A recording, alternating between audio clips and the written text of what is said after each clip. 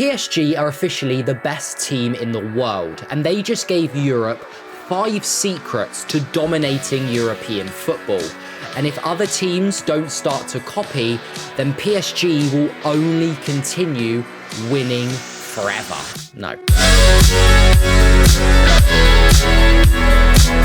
So today we're going to break down the 5 goals scored in the Champions League final to reveal the secrets to dominating European football that Premier League teams are going to start to copy very, very soon. Because if they don't, then PSG won't stop winning. There was a player that didn't even touch the ball during the build-up that essentially created a goal, and how PSG collapsed the pitch to create connections with different players. But the first lesson is why teams choosing a back 5 might be a massive weakness. It only took PSG 10 minutes to score their first goal, and it started with that base 4 with Vitinha on the ball, who's going to be massive in this video. And he exploits the space outside of the back 5 of Inter, as Dumfries is pushed up relatively high in no man's land, and the ball reaches Kvaratskhelia, which causes Inter to shift across and cause all sorts of confusion. As the Georgian winger drives into the box, Inter Milan have to shift their 3 across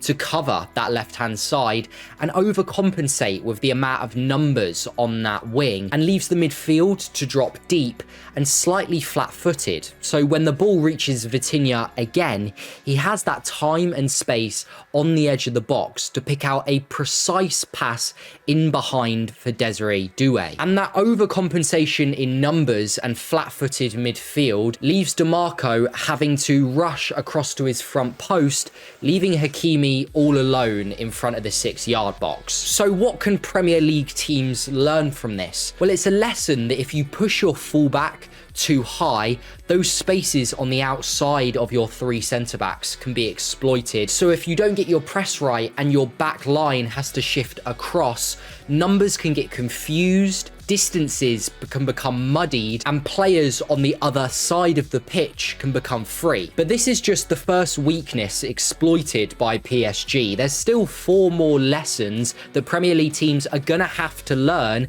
if they want to become as good as the Parisians and potentially challenge Luis Enrique's team next season. Now, this doesn't mean that back 5s aren't useful and tactically flexible, but it does show the weaknesses in the spaces either side of those 3 centre-backs, and how your press and distances when communication becomes disconnected needs to be hardwired into teams on the training ground. Speaking of hardwiring your tactics into your players, that applies to lesson 2, and how positional principles can be applied to counter-attacking football. There's been a real trend in the Premier League of mid to low table teams using positional football, having players stick to their area of the pitch to exploit gaps in opposition defenses. This is nothing new, but we've seen it really trickle down lower and lower down the table. But PSG in their second goal show that those lessons learned from positional play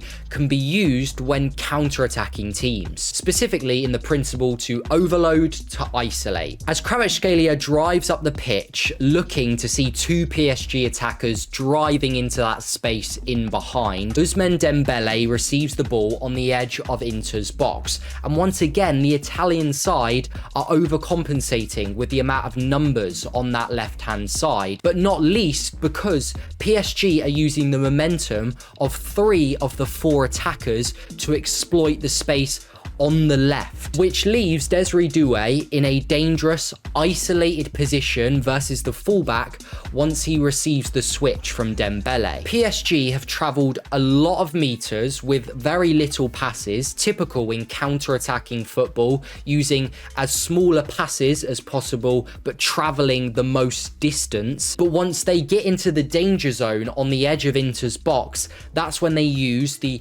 overload to isolate principle to ultimately create that goal scoring opportunity. So Premier League teams are learning the weaknesses of the back five, but also how to increase the tempo in their positional play to create counter-attacking opportunities. But the third goal and the third lesson shocked me, and I don't think anyone's really noticed it. It's one of the best goals you'll see on a stage as big as this, with Vitinha making 2 or 3 1-2s in the midfield to really control the tempo of this Champions League final.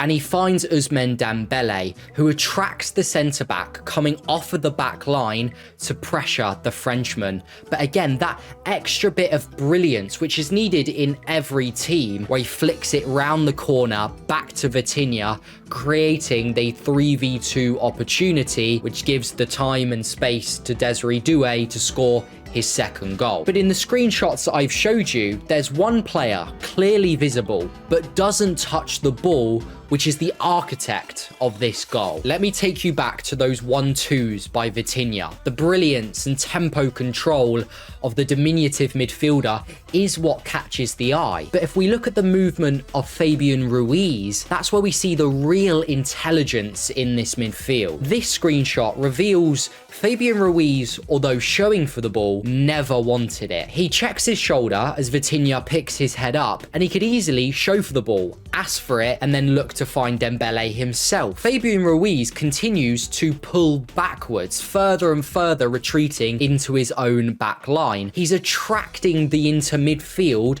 to continue to press him, which allows for all of that space for Dembele to receive the ball. If Fabian Ruiz makes the run in behind the Inter midfield in this moment, then potentially Acerbi later on in the move doesn't step into the midfield to press Dembele. He continues to pull back to really create this chasm of space for the Frenchman to receive the ball, which then, due to that brilliant flick, creates that 3v2 opportunity. It's essentially 50-50 if we're giving responsibility to Vitinha and Ruiz. So what can Premier League teams learn from this? Well, teams like Arsenal and Chelsea use these positional principles to connect and move the ball with these tempo controllers to move the ball safely up the pitch, like Vitinha is doing here. But potentially, they leave out having a decoy midfielder. A midfielder that doesn't necessarily touch the ball, but is operating on a different level of intelligence. He's focused on manipulating the shape of the opposition's midfield to create the space for the front line to drop into. These types of players might not get the headlines or recognition they deserve, but don't be surprised to see next season those midfielders that aren't touching the ball. Are they potentially being pawns in a game of separating the football pitch to create space for the real magicians to do the headline work? For the fourth lesson, I'm going to show you a video of Vitinha talking about how Luis Enrique has evolved in his tactical rigidity at PSG. Last year you wanted to be onto this to have more like positional sense. You didn't want to have a lot of crazy changes and everything, a lot of mobility. This year I think it was already with the principles well known, and he tried to put more mobility on the team. As we saw in the third goal, it's becoming apparent that Inter wanted to push their centre-backs high up onto the attackers that drop into the midfield. Acerbi once again follows Dembele deep into the pitch. But due to this principle that carried on until the 70th minute, it caused Inter continuous problems because Acerbi just simply isn't mobile enough to press that deep into the pitch. He commits too high, gets his feet all wrong, and before you know it, Dembele has received the ball now in behind the centre-back and can play the ball into the massive amount of space in Inter's half due to their high line. So what does this tell and show us to Premier League teams? Well, we now know that PSG are an incredibly fluid team with constant rotations in both the midfield and attacking line, but that isn't born out of some sort of free-flowing no rules football. It's born out of principles being hardwired into players that once they know them to their core, they can then manipulate them and use them to their benefit during the game. This all sounds like a lot of buzzwords and trying to make myself sound smart, but we can see in Inter's press with Acerbi so high up the pitch and not having the mobility, and the high line of the back three with the fullbacks nowhere to be seen. Sometimes those rigid principles that once they are learned need to be adapted in game, because it's not the rigidity of the rules which makes you win, it's how much the players learn and know those rules to use them to their benefit. This will be the main aim of high-level Premier League teams this season, no doubt. No longer are rigid structures and shapes going to be the priority, but it will be about individual players learning the principles of the manager, and then the manager allowing those players to create the patterns themselves based on the game state. The fifth and final lesson that PSG have given to the rest of Europe on how to dominate Champions League football is about scrapping a piece of football knowledge that even your Sunday league team use. For years and years, we've had to listen to coaches and pundits talk about making the pitch as wide as possible,